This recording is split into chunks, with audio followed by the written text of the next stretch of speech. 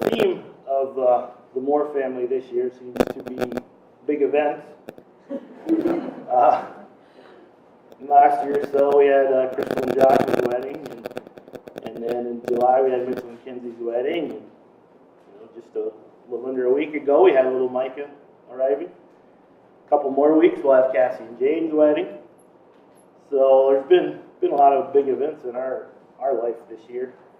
And it's kind of like in the sports world where every season there seems to be a big event. Seems like that's the way it's been for us. It's baseball season. Pretty soon it'll be a World Series, and then it'll be football season, and it'll be the Super Bowl. And when winter time comes, and it'll be the Stanley Cup and the NBA championship, et cetera, et cetera. It seems like there's always a big event that's coming up. And of course, as with all big events, they need to be planned for, and they need to have preparation done for them. And obviously, if you don't prepare and plan, your big events aren't going to happen the way you want them to. As Christians, our big event is yet in the future, and that, of course, is Christ's return and with him his kingdom. The problem is, we don't know when that will happen. So how do we prepare for something that when we don't really know what it is? I mean, you ask Crystal and Josh, how easy would it be to prepare for a wedding when you didn't know what it was? It would be tough. So, in the case of the second coming of Christ and the kingdom that's to follow, we need to be prepared all the time, every day. Big events, whether they're personal or we're in the sporting world or whatever, sometimes are prepared for months, weeks, years even in advance. But when we don't know when something's going to happen, we have to be prepared each and every day. So we have to ask ourselves, are we prepared for Christ's second coming?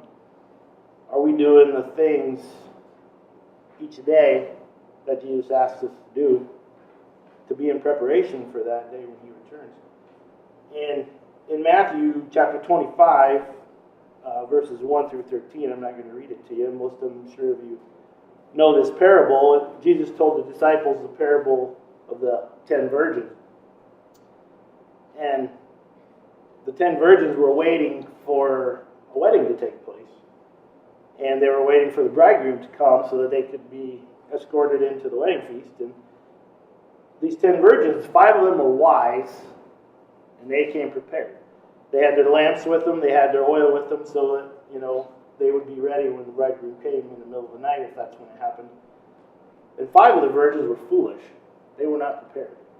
They did not have their oil, so that when it got dark, their lamps wouldn't light.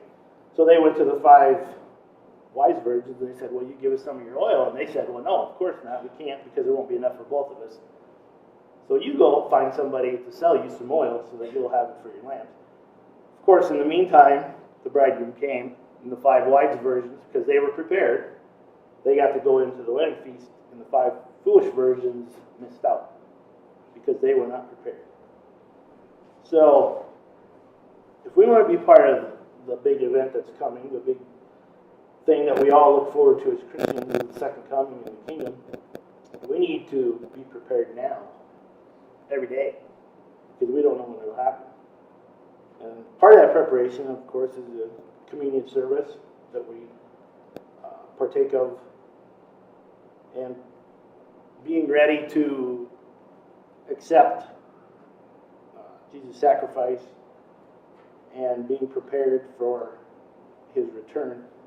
And as we partake of the communion emblems, that reminds us that every day we need to be ready, because we do not know the day or the hour of his return. So I'd like to read Mark's account of the Last Supper, which is in Mark chapter 14, verses 22 through 26. And as they were eating, Jesus took bread, blessed it, broke it, and gave it to them and said, "Take, eat, this is my body." Then he took the cup, and when he had given thanks, he gave it to them, and they all drank from it. And he said to them, "This is my blood of the new covenant, which is shed for many. Assuredly, I say to you, I will no longer drink of the fruit of the vine until that day when I drink it new in the kingdom of my God." kingdom of God. And when they had sung a hymn, they went out to the Mount of Olives.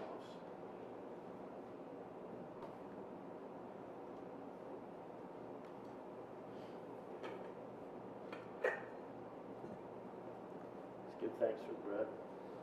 Our Father in heaven, we're thankful that we have the opportunity to come into your house and to participate in this communion service. And we just ask that you will help us always to be prepared and ready for that day when your Son does return. And we just thank you for this emblem that represents his body and that sacrifice he made on the cross to forgive us our sins and help us to have a place in your kingdom when he does return. In his name we pray.